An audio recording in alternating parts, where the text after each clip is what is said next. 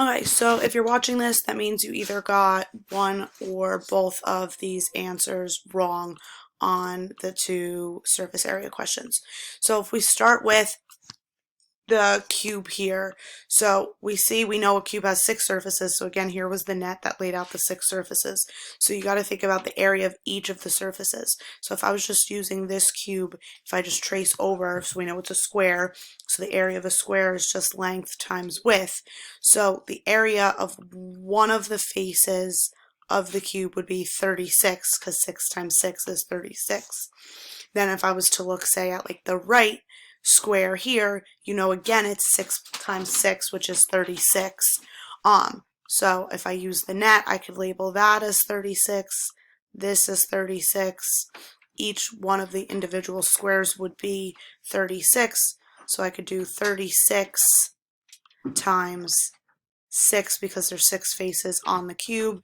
And then if I do that, 6, carry the 3, 18, 19, 20, 21, I would get 216 centimeters squared for the answer for that one. Okay, and then if I look here at the rectangular prism off to the right, kind of has it color coded for you. So again, if we break it down, if I see this front piece, if I'm using the red as the front, I have to think, what are the dimensions, the sides of that? So it's 10 by 7. So that front piece, so if I label that front, would be 70 inches squared. Okay, if you like to draw the nets, you can do so. So then I would label this piece as 70. But if the front is 70 when I'm shading in here, then you know that the back piece that has to match it, so again, like a cereal box, needs to have a back. So then the front would be 70, and then the back would be 70. And then let me change the color, and if I did the right piece over here, so what's in purple, so I have the left and the right, because I know if this is the right side, the same has to be on the left. So I see it's 5 inches at the bottom, and then I have this line here, and that's 10, so that would be 50. And then, if it has a right side, it would have another piece on the left that would also be 50. And then lastly, if we looked at the top, so that's what's, let me change the color.